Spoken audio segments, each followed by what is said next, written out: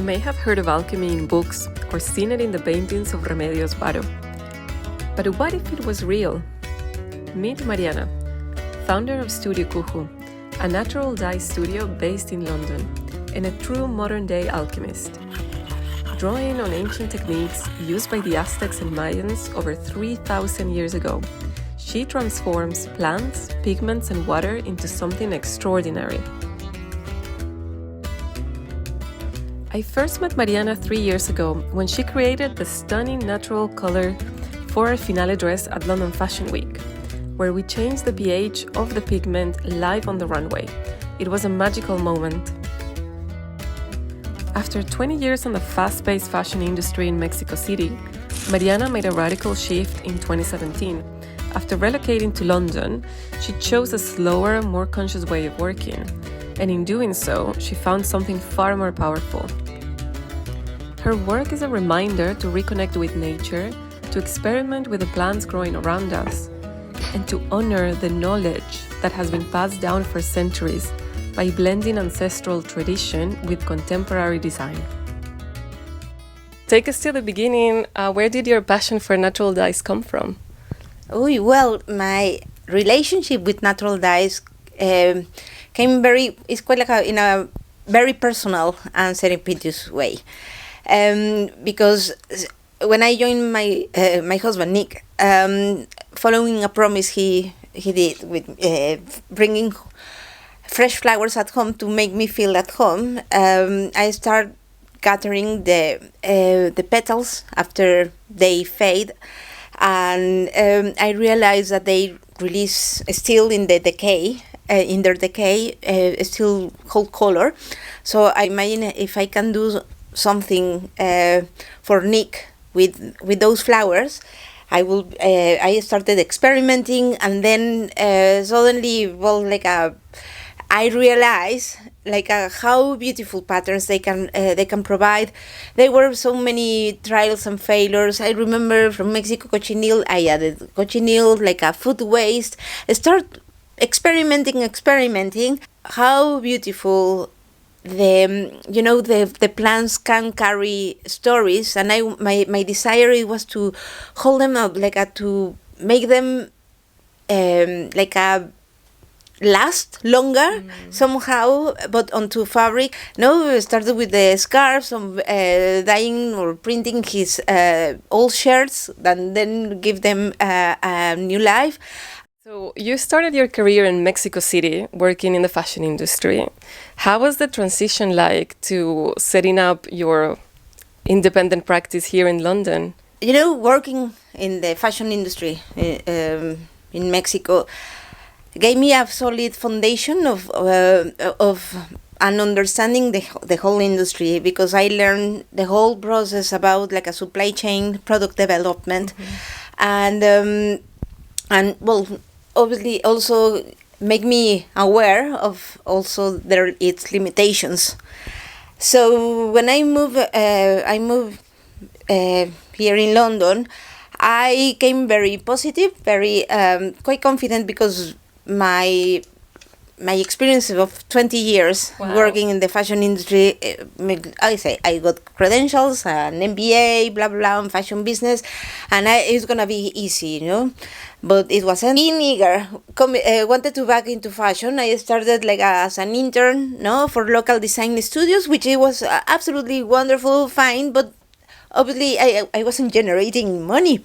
Then I was invited by an old supplier, based in Italy, to set up a pop-up for their a business for sunglasses in Bicester Village. So I did that, and even considered being a training for teaching. Oh, wow. So anyway, everything is for a reason. Life gives you flowers, work with flowers, no? Yes. Well, in this exactly. But because in my journey, also I wanted to really earn money, so I started as I don't care, as a part-timer at N1 Garden Center, a local beautiful garden center, which gave me this opportunity to discover a brand new industry to me. I started getting the dead heads from the from the garden center to make my bits and bobs, no, with my textiles, like the scarves, etc. The way of being creative again, and my to really click my creativity, and is what I love. Yeah, and became my my passion. How has your Mexican heritage influenced your practice and the beginnings of Studio Kuhu? Living in a obviously like a completely different country, you know, different language, different style, culture, etc., make me more aware of my Mexican heritage and make me more proud of it. No, you know, and my dad's family comes from Hidalgo, my mom's from Michoacan. So what community was there? So I realized that the link or the common point between them, it was the Alchemy community, which is it's a very alive community still in Mexico, in those regions. And their culture about textiles and color and embroidery is just super special. And I wanted to celebrate my heritage, my parents, my roots, my ancestors, everything together. So I look for a word that could describe somehow my creative space and with what I make or work with. And Kuhu means color in Otomi. So every time we are lucky and blessed enough to travel to Mexico at least once a year. And first of all, visit maestros, tintoreros, to get materials, because I wanted to use Mexican natural dyes, which I was quite like more familiar when I started reading, like, oh my God, the cempasúchil, no, which is the marigold, or the cochineal, or the palo de Brasil, which is the logwood, and palo de Campeche, and realizing how many natural dyes have been used over the history, but from Mexico, from the Americas, and it was quite like this. Like a bringing a little bit of my culture, this feeling of being at home. So I started adding these pigments, and also, I have the luck having visiting in Teotitlán del Valle different casas of maestros, the Gutierrez family, for example, who where Porfirio Gutierrez come from, the master. To me, it's like a.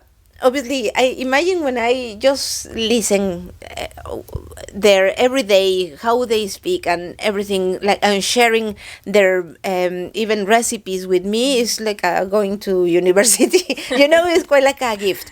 And also, I've been exploring different locations, important locations in San Miguel Cajonos. Last year we went to visit this beautiful sanctuary, silk sanctuary, which is quite like I think is the third in Mexico. But what I love is that this community is managed by a community of women, big bosses. They admin, they weave, they grow the silkworms, and they breed them, and it's just beautiful the way they work. And of course, working with natural dyes. So if we had this beautiful experience, we exchange. I also share with them the bundle dye techniques, which is, I think, is quite like an honor for me to kind of share something to them because they have so much knowledge and so much skills and mastery in what they do, Maestro Raúl Pontón in Estado de México, who also is a institution, because he has gave all his life for research and work with natural dyes, and has traveled all across the world, but mainly in Latin America, going to these communities to understanding and register and get records of different recipes with natural dyes. So it's just like a privilege, like having the opportunity to meet them and exchange ideas. And in what ways has sustainability influenced or even changed how you create over time? I adopted and I developed a no waste process, which is I'm trying to do it more circular. I was treasuring the natural dyes I buy from my trips or ordering, and I said, no, I finished to dye my garment or my scarves, etc., but I have to keep it. So I started finding out how the best way to preserve them. Choice of where I source my materials, how I price my work, and how I convey this to my clients, but most importantly about the energy, like a saving energy, because I develop a cold process. All the water I use has been like a recycle, and also I keep my dye baths until they hold the last remaining thing of color, and from that I extract the pigment, and the water filter goes to my pots or the courtyard, in this case downstairs. What has been the most unexpected discovery or surprise for you?